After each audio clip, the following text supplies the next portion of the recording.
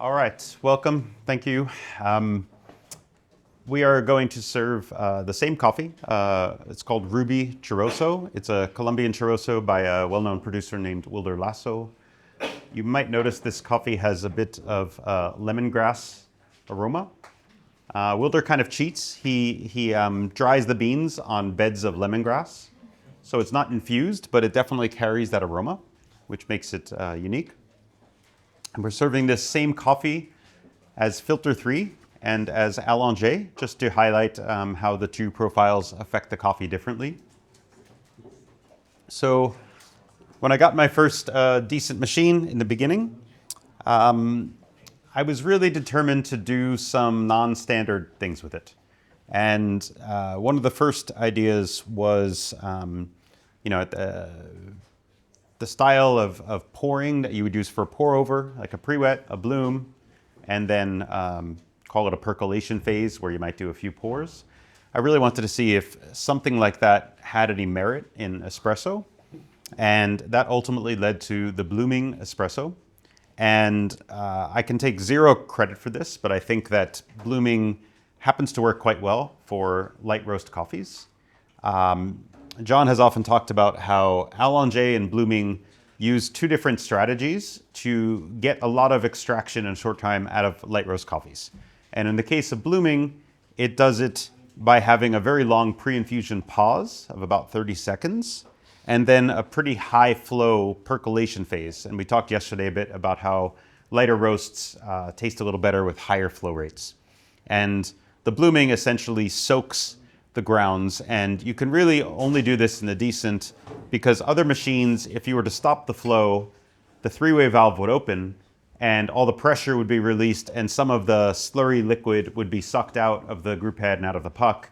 And with the decent, you can stop the flow but maintain some pressure, and you see how the pressure curve here sort of passively drops, and that allows us to keep the puck integrity, not lose any liquid from the puck and from within the basket. And then when we have the high flow phase, we have a lot of stuff that's dissolved in the liquid that we get to push out.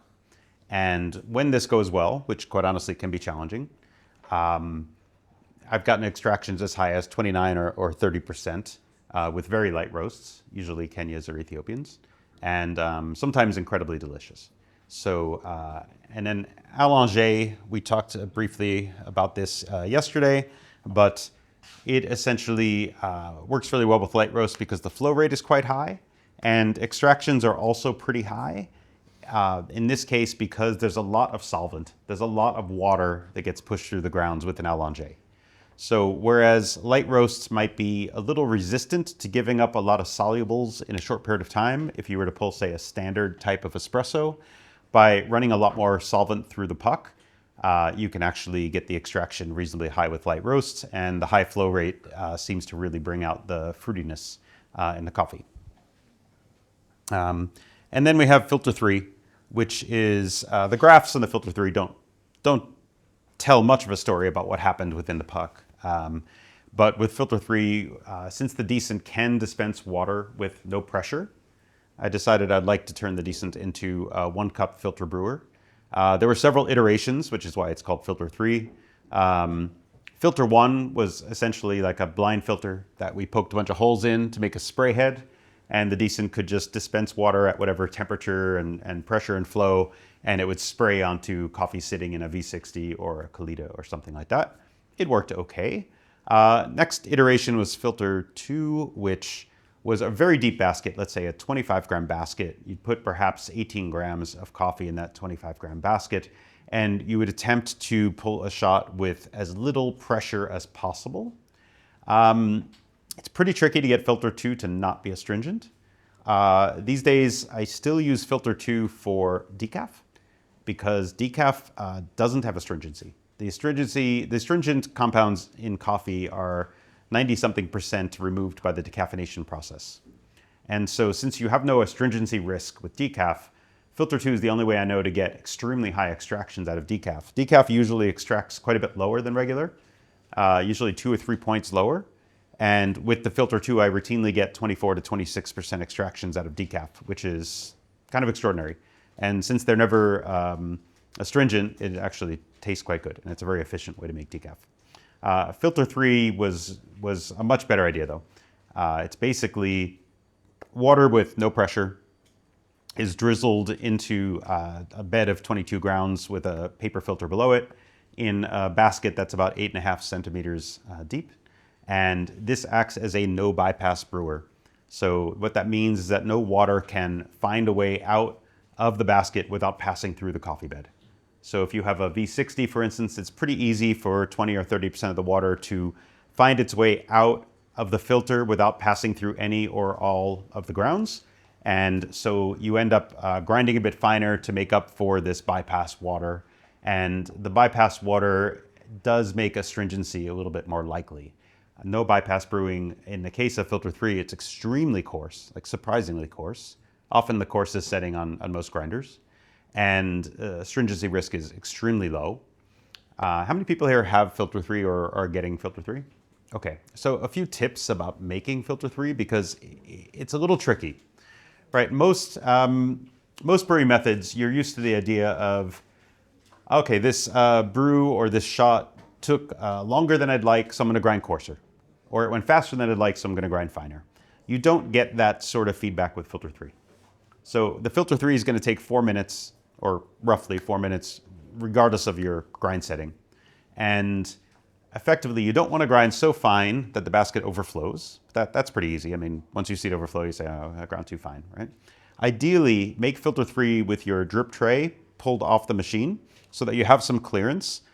And there's a couple of tricks to make it really good. One is if you can take off the drip tray so that you can lower the carafe and have room to remove the basket mid-brew, there's no problem with that. Nothing bad's going to happen to the brew when you do this. And take a look at the liquid level at about 100 seconds after the beginning of the brew. The liquid level should be about halfway up the basket. If it's higher than halfway, grind just a smidge coarser. If it's lower than halfway, grind a little bit finer. That's your grind setting indicator. You can program a beep at 100 seconds if you wish, so that it reminds you to pull off the basket and take a look. And once you've done that, then your grind is in pretty good shape. Now, depending on the type of grinder you have, I mean, John's talked a lot in the past about pucks falling apart and how fines in the coffee bed influence how much resistance there is in the puck, especially late in a shot. And let's say you're using a large flat burr grinder, there's a chance you might have pretty low fines content in your grounds. And if that happens, the filter 3 bed, as it disintegrates a bit and as the viscosity in there gets lower, the liquid flow through the bed might be a little bit faster, and the bed might start to dry out late in the brew. So somewhere around this last 30 seconds or so of flow, you might find that the bed is drying out. So if you remove the basket during, let's say 30 seconds before the flow ends, take a look. If you see it's drying out, then assuming your grind was confirmed to be correct at the 100-second mark, go ahead and increase the flow rate of just the last part of the brew to make up for the fact that the liquid is flowing through the bed faster. Okay. The last recommendation is if you have a Bluetooth scale, please set your filter 3 recipe to overshoot in how much liquid it will dispense, and set the stop by weight feature to be about 20 grams lower than your target brewed coffee weight. The Decent doesn't measure flow, it calculates flow. And unfortunately, I kind of broke the system because Ray designed it to calculate flow with the assumption that there'd be pressure involved. But since filter 3 involves no pressure, the Decent isn't as accurate sometimes on the first or second filter 3 that you make. If you make lots like we did today, it gets really in a groove and it's very consistent. But the solution to the potential for the first filter 3 or second filter 3 being a little bit off in terms of water quantity is to use the Bluetooth scale, do the stop by weight, 20 grams short of your target, set the recipe to go a little bit too long, and then just, the machine will stop it at exactly the right time. Does that make sense? Yeah, okay. Any comments about the coffees, the contrast between the Allongé and the filter 3? Oh, come on. I'm going to be the stick in the mud. Yeah. I still don't like filter. Okay. Allongé. Okay. For me, the filter is just kind of muted, a little bit dusty, even. Okay. And the Allongé is just vibrant. There's beautiful balance on it. I have both pop notes and a lot of warming notes in it. And I feel like the filter just kind of had like the middle missing. So a bit of earthiness, a bit of brightness, not the structure. So I'm just the exact opposite. I love Allongés. It's my go-to for anything light. I also really I dislike high acidity. And it's really controlled. It's beautiful. So, Actually converting these kinds of beans is this profile. so maybe not all of you know this, but John is part French and has lived in France. So he's very biased in favor of Allongé.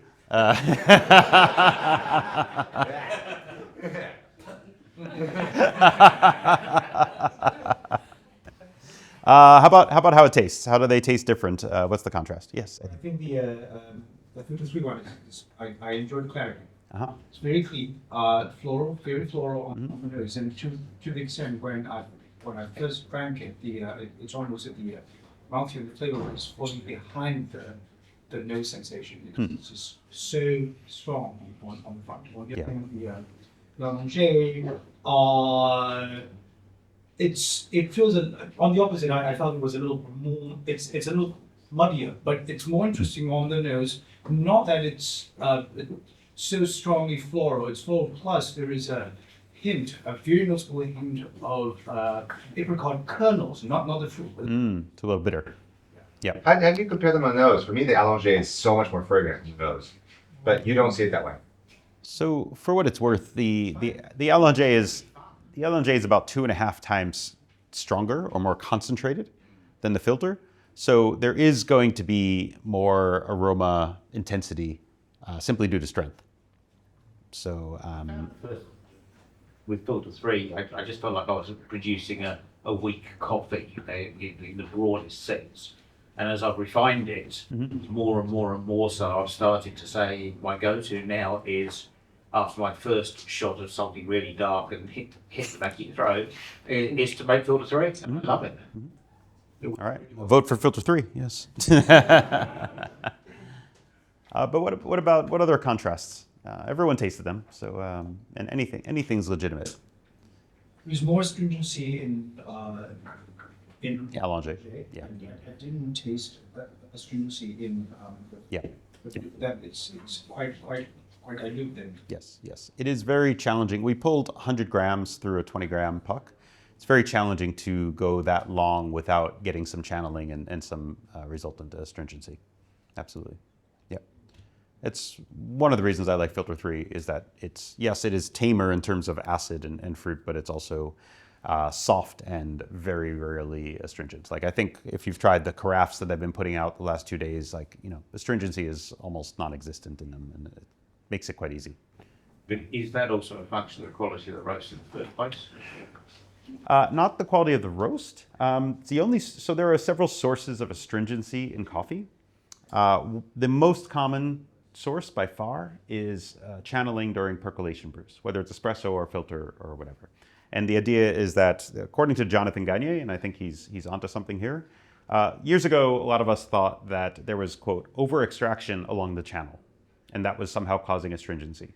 But then we realized we could extract quite high from the puck or from the coffee bed without getting astringency. And Jonathan eventually posited that the astringent particles tend to be quite a bit larger than the other stuff that you're pulling out of the coffee bed. And they only come out in large enough numbers when there's an easy route out, when there's a channel, when there's a wider path for them to get out. And this makes sense. We know that the astringency is actually not from dissolved particles. It's actually suspended, because years ago I got lucky and I was talking to a company that makes filters for coffee. And I said, I want to sample every type of filter material you have and see if I can learn anything. And they're like, yeah, sure. So they just brought me a stack of everything. Paper, metal, nylon, plastic, you name it, right? And there were these nylon filters that radically decreased astringency. We're talking like 75, 80% of the astringency went away when you filtered through these nylon filters. And I told Jonathan this, and he's like, oh, great. This means that the astringency is suspended, not dissolved, right? Anyway, so channeling's number one. Number two is Quakers. So our coffee tends to be very low astringency because we sort more Quakers than anyone by far. Yeah. I've seen the stuff like Yeah. you pick out a lot of Quakers. Yeah, so Quakers are basically if you choose coffee fruit from the tree that is not fully ripe, the beans are the seeds of the fruit, and they will be what we call Quakers. And Quakers are sort of the immature seeds. And they're not as fruity. They tend to be nutty. When they're, there's a spectrum of Quakers. There are Quakers that are just about mature, and there's Quakers that are very, really didn't get enough nutrition from the soil. They're quite immature. Those are very bitter, harsh, vegetal astringents. They destroy a cup of coffee when there's just one of them in your coffee bed. We use a machine that removes the Quakers. So we actually, even though we buy quite expensive green, we remove about 20% of the coffee by weight. No one else ever removes more than 3%. But we're kind of on a mission to make the coffee as good as possible. And we just see it as no different than just paying more for green. It's just more expensive, but we love the result. And what's really interesting is that when you have something, let's say it's not percolation, let's say it's a cupping bowl or something like that, where there's no possible channeling, you'll find that some coffees have a lingering aftertaste and some have an aftertaste that just stops short. And I promise you that the ones that stop short, it's just Quakers doing that.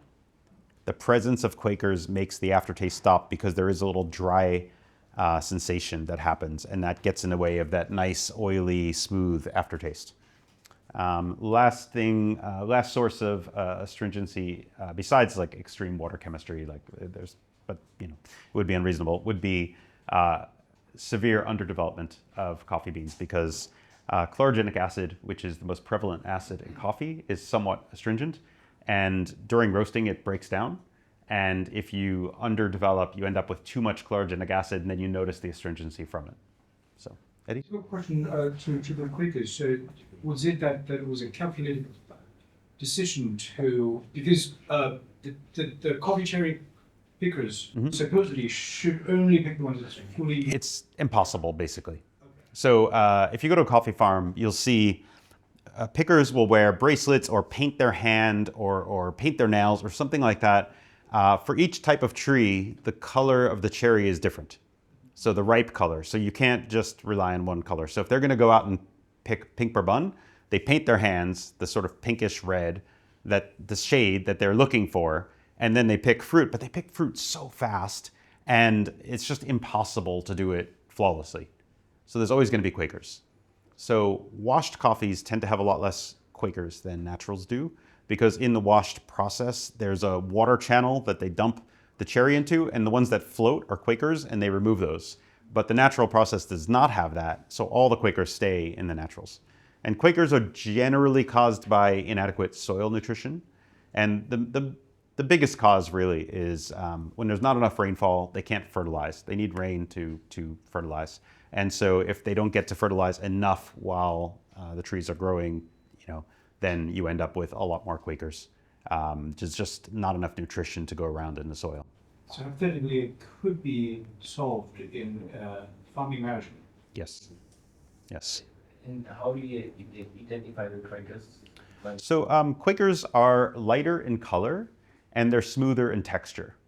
So sometimes it's easy to tell, and some are a little bit difficult to tell. So what we do is for each individual coffee, when we get it in, we will do some sample roasts. We'll lay out the coffee on a table, we'll sort out the Quakers, the non-Quakers, and the ones that we're not sure, we'll smash them on the table and smell it. And if it smells fruity, it's not a Quaker, and if it smells nutty, it's a Quaker. And that trains us in how to identify the Quakers in a given coffee.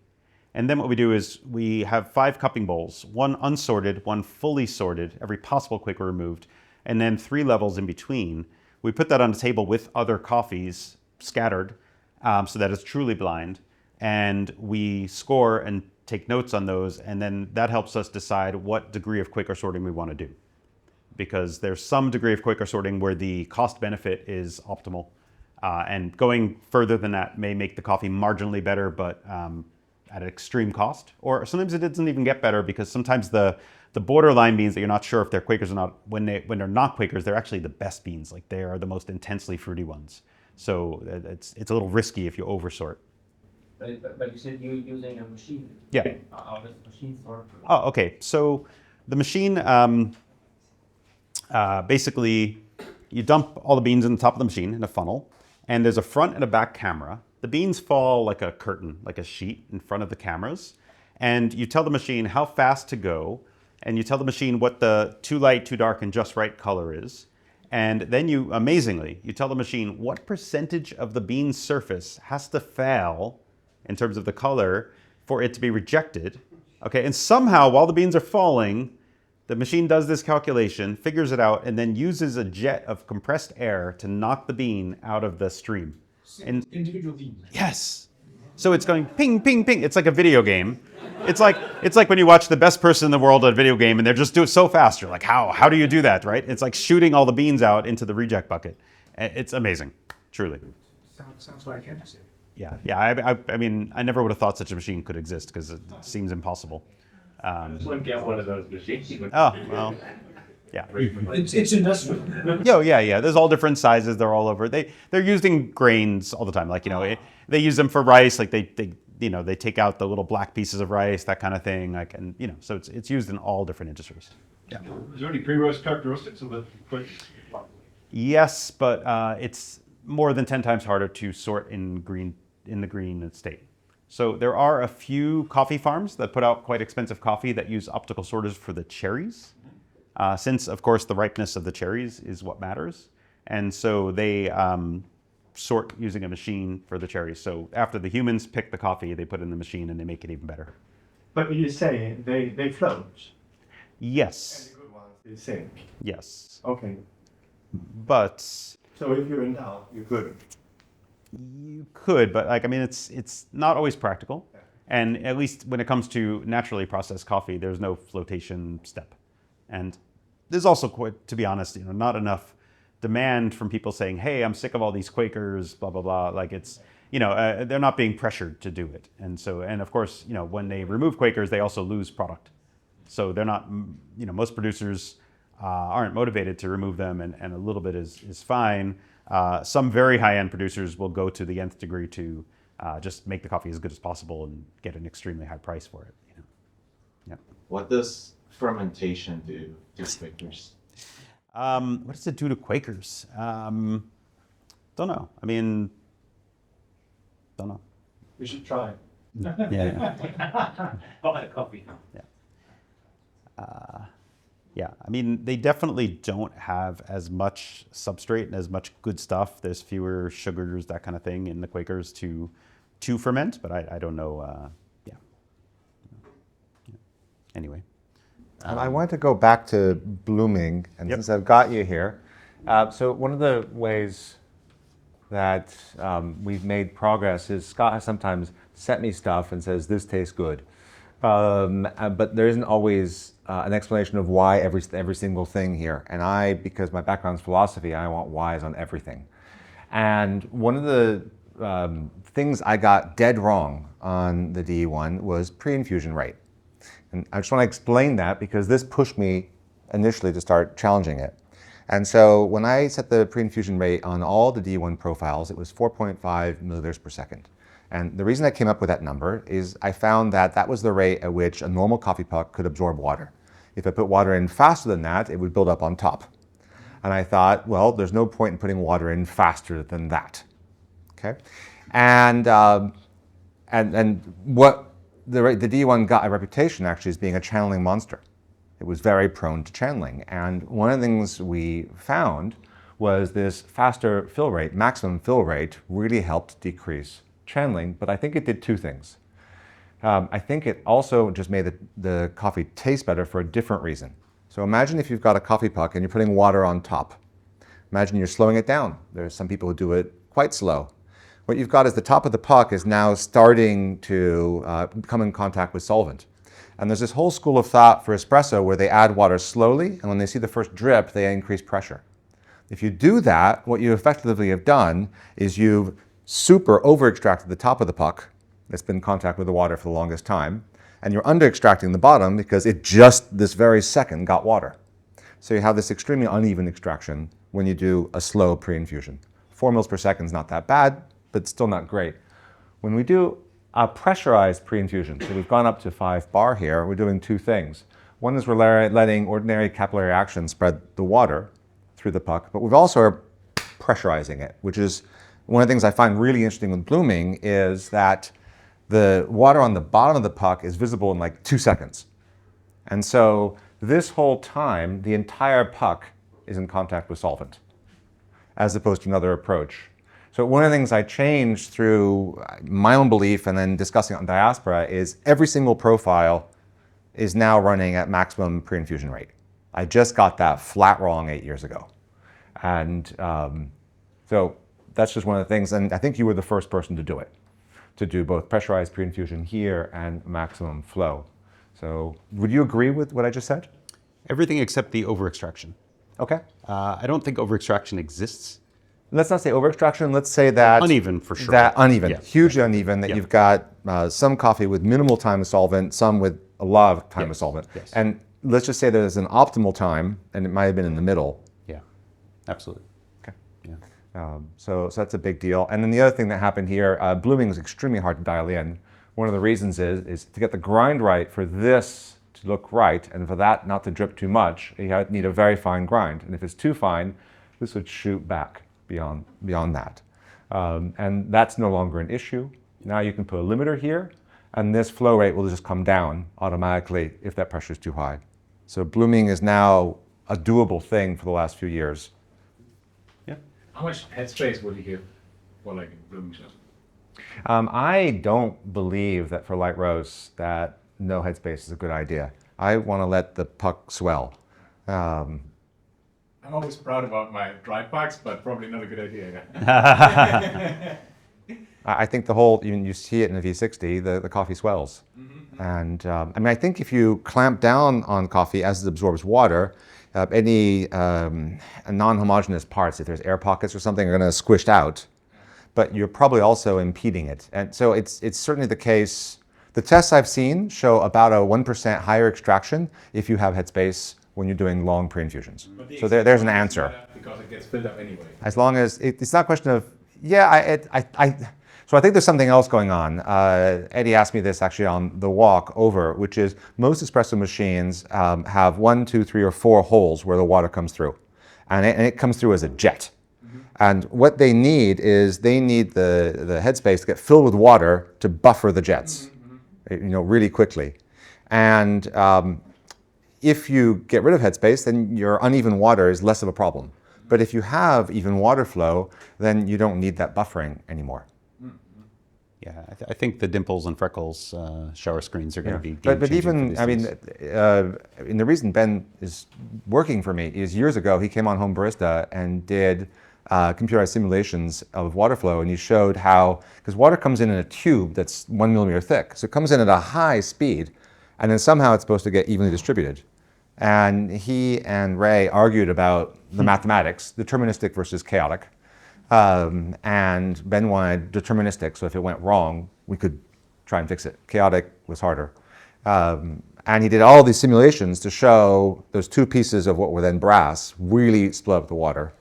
The key thing that happened with freckles and dimples is the invention of that portafilter basket that has the concentric circles, showing that actually the outer ring was getting almost no water. So even though the shower was now even, it turns out that even was actually not optimal, because what you wanted was even on the puck, not even out of the shower. So I think it's a big advancement. And actually, Stefan, didn't you do some PDF analysis on higher extraction when you put more water on the outside? Isn't that your radial extraction paper? I'm not sure there was a correlation between how it dispense water on top of the puck and the actual... I know what you found. I'm going to paraphrase you, and you can tell me if I get it wrong. What Stefan found, because I think you were one of the people working on our shower screen, was he did extraction, in other words, measuring extraction rate, EY percentage, at different parts of the puck. And what you found, I think, was the outside was getting the lowest extraction. And so we wanted to actually put more water in there. So while you might have an overall extraction of 20%, some of it we see it at 17%, some might be at 22%. And we really wanted to even those out. to get better flavor. And that's what your radial extraction paper is about. And so dimples, freckles actually have uneven water in order to combat what you found. So I think I think these are really big deals that other companies could learn from if they choose to. Whether they will or not, I don't know. But God, so many innovations, so many things that make better coffee and still making it better. Yeah. So thanks, Scott and Stefan, really. Is there anyone doing computer simulations? Yes, that's absolutely what we have. Okay. And in fact, there's a blog entry coming up that Miriam and I are working on, taking all of Ben's old stuff and turning it into a new blog with all the computer simulations we did. And the computer can propose interesting. Yeah, we did many designs of things and then do the computer simulations to see where things went. One of the things we found, for example, was hot and cold currents would tend to separate, and then you could get hot and cold separations on the shower. So that's one of the. Well, you said it in a video where you explained the machine, I think. Yeah. That turns out to be a hard problem among many. All right. So 5 minute. Well, I got more questions. Sorry. So the bangle has a flow rate of 12 mils per second, right? Yeah, we're going to demonstrate that. We were just talking about it. Sauna effect, if you put the inflow rate up to 12, does it have an effect on the... So we literally, an hour ago, have temperature, flow, and pressure control on Bengal, and they're doing 12.5 mils per second flow rates on it. That's GS3 level. I measured my GS3 years ago at 12 mils per second. So, I mean, the best are still the levers where you can just go whack, and you have 1 second. But I think, especially the people who want that thick shot through what we call puck slamming, will be happy. Whether it will make any difference to this, I don't know.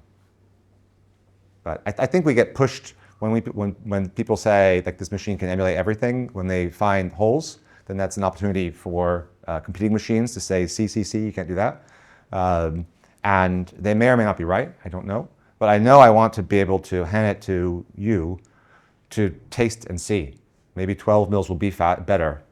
The fact that we can't do it, I think, is a problem.